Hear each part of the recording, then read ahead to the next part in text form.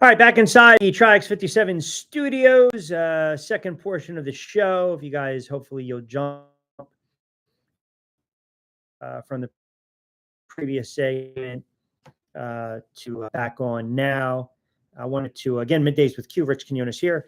Wanted to talk a little NFL before we get out of here. I did see, I guess, if we want to say, some of these schedules, these games have leaked. All right, fine. Philadelphia Eagles opening up the season against the Dallas Cowboys. I mean, what have the Dallas Cowboys done, right? What does the Dallas Cowboys have done? By the way, hold on a second. We have breaking news. Wow. Pete Rose, Shoeless Joe Jackson among players reinstated by MLB. I've said this for how many years now? I said Pete Rose is going to get in when he leaves this earth. Wow, that is absolutely huge. Huge news. I mean, listen, I'm telling you right now, man, I don't know. Like I said, I'm not going to sit here and tell you that Pete Rose should or should not be in the Hall of Fame.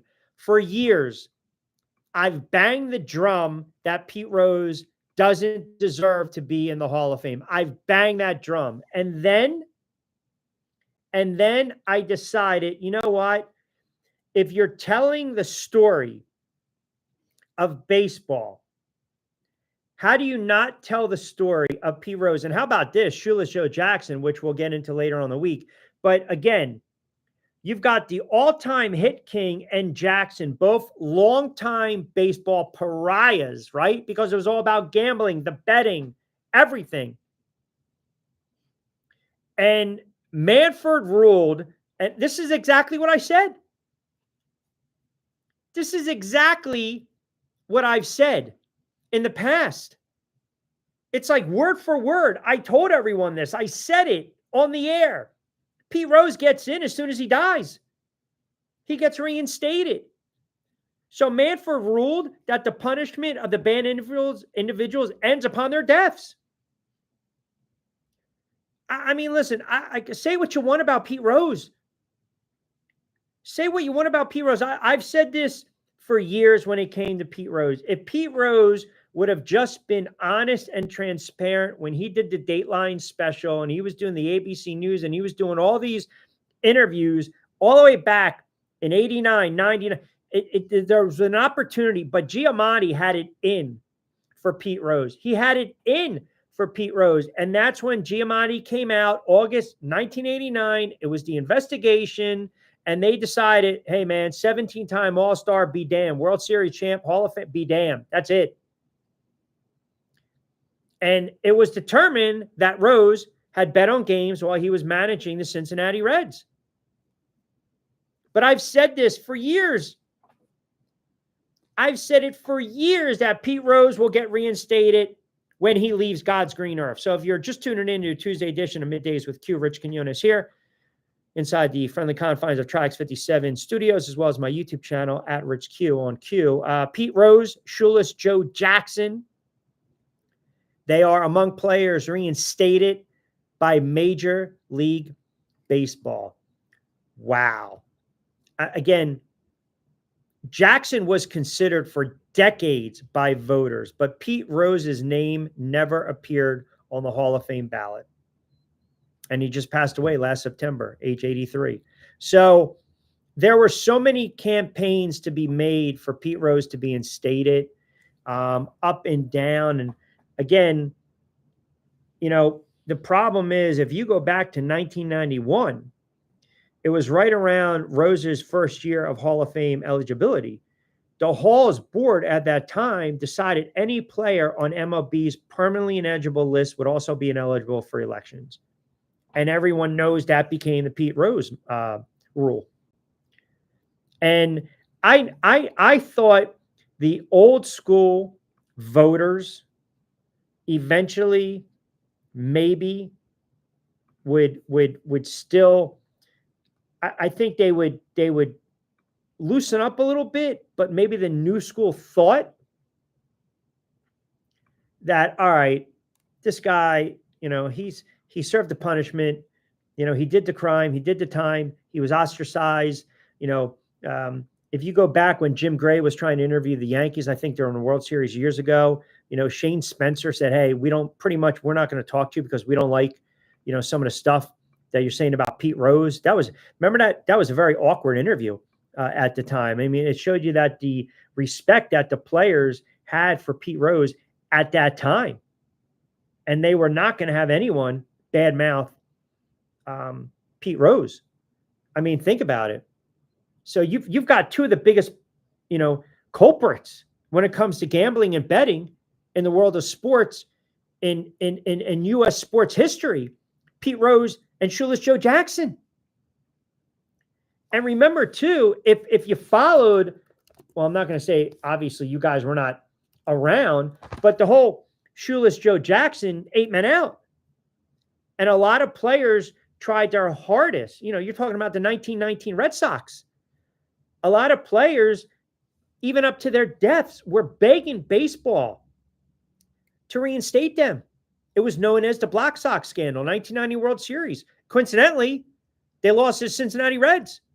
It was Shoeless Joe Jackson. It was 7 other White Sox players. They were accused of accepting right around $5,000, which, if you go to 2024, is probably about $100,000 equivalent to it to throw the series. I mean, and the interesting thing is Joe Jackson had 12 hits in that series. That record wasn't broken until 64. I think it was batting like 378. So they all got acquitted in 21. But they also were given a lifetime ban by Commissioner Landis, thus effectively ending their careers. And there's always been this dispute over Jackson's guilt. I mean, it's a great, fantastic movie. Fantastic movie. Very good movie. But it's just, I think after a while, you realize that you put yourself, baseball has boxed themselves into a corner. It's exactly what baseball has done. They've boxed themselves into a corner. I think all these sports are boxing themselves into a corner because you can't turn around and have betting lines left and right and in-game betting and live betting and odds and all these sponsors, whether it's DK or FanDuel or BetMGM or Live 365, all these casinos being part of these shoulder programming, these shows, this content, these broadcasts, these games, and then sit there and turn a blind eye when, there's talk of maybe a player gambling or betting on their respective sport. It's like the hypocrisy is ridiculous. It's a contradiction. It's one of the reasons I think the NCAA, they're a bunch of hypocrites. But again, that's a conversation for another day. I mean, NFL's in bed with legalized sports betting. Baseball's in bed with legalized sports betting. NBA's in bed. NHL, they're all in bed. Every segment, every goal, every halftime admission, every pregame, every post, every dunk, every replay, every drive, every touchdown, every point after, it's brought to you by something that has to do with gambling. So you're going to have the commissioner come out and just now all of a sudden, we got to protect the shield. We got to protect the shield. I mean, hell, the draft is brought to you by, I mean, come on, you're laying draft odds. Who's going to be the number 1 overall pick? You knew it was coming. You knew it was happening. Jimmy the Greek knew what he was talking about years ago. Musburger, these guys knew what they were talking about years ago. As soon as they moved to Vegas, all bets are off. Same thing with baseball. So I don't want to hear it. Look, Pete Rose did the cardinal sin. But again, it's not the hall of character. It's not the hall of morale. It's not. If it was the hall of character or hall of morale, you'd probably have to get rid of thousands of players in all these sports respectively because some of them were just not good guys. They were not good human beings. They weren't good men. But guess what? They've got a bust. They've got a shrine. They've got a plaque. So it's like everyone who's sitting there screaming today, oh, I can't believe Pete Rose, they're going to reinstate that clown and, rest in peace and all this kind of nonsense and Shoeless. Man, shut up. Seriously. Like, go scream somewhere else. You're part of the problem because you're still watching these games. You're still watching. Do you want to go through Baseball Hall of Fame? Do you want to go through Cooperstown? Do you want to go through the NFL Hall of Fame and tell me? I can give you a handful of guys that you would sit there and say, yeah, don't come at my door. Don't knock on my door. You're not taking my daughter out. They're not the best character guys. My goodness. From domestic violence, sexual abuse, to handguns, to guns, to killing people. I mean, come on. Like, what are we doing here? Like, seriously. Like, what are we doing here? We're going to sit there all of a sudden and now we're going to tap dance on Pete Rose's grave? That's what we're going to do? You guys are going to sit there and be soft, sensitive Susies? Honestly, that's really what you're going to do. You're going to sit there and you're going to cry into social media now. I can't believe they reinstated Pete Rose. Man, seriously, stop. Stop. Because you cannot tell the story of baseball without Pete friggin' Rose. And this is coming from somebody who for years screamed into said microphone, he will never get in. And then I realized, hold on a second. Let's be honest here.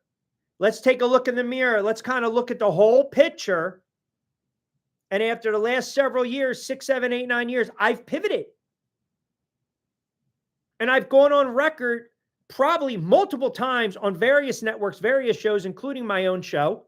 And I've said Pete Rose gets reinstated when he leaves this God's green earth. And that's exactly what's happening right now.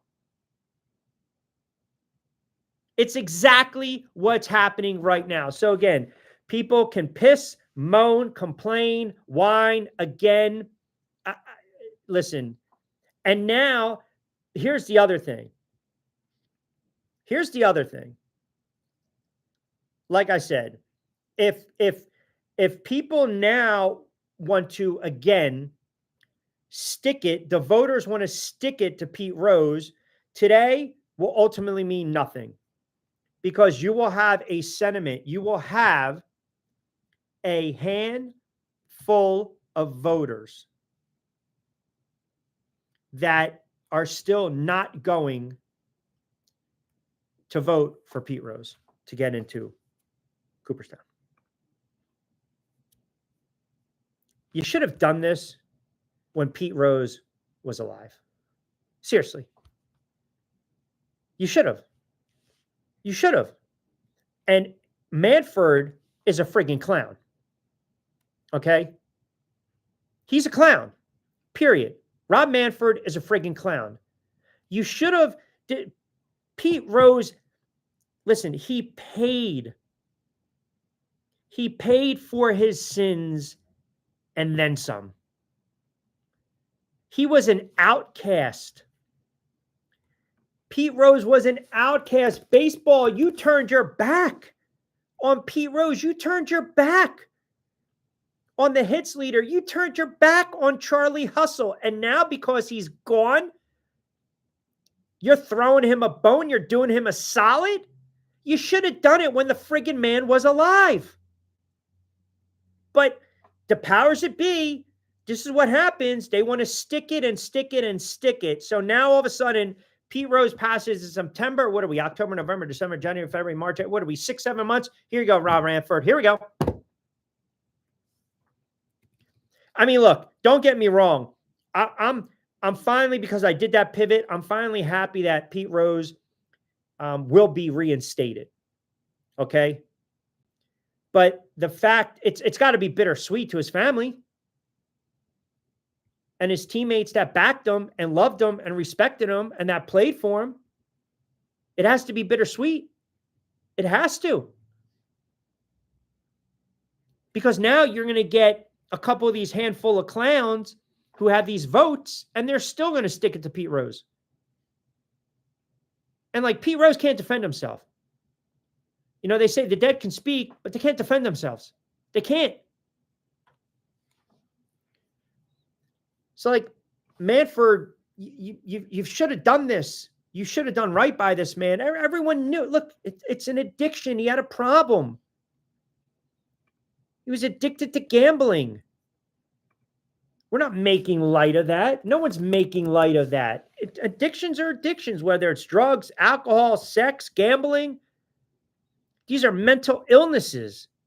Mental illnesses. And Pete Rose's problem is that he never, ever admitted to any wrongdoing. That was Pete Rose's problem. If Pete Rose would have just humbled himself and said, I have an addiction. I gamble. I gamble. I can't stop. I need help. I don't know what to do. You know, then maybe the body shot is not that severe. Maybe. He was still going to get screwed ultimately. But again, you pay the price, you pay your penance, and you try to make amends, and there you go. And there you go. But the suspensions, and then the ineligibility, and then again doing all the shows, and then the SI report that came out, didn't help the cause. Going on TV didn't help the cause. The Dowd report didn't help the cause. And then eventually you're like, all right, I'm on borrowed time now. I'm on borrowed time.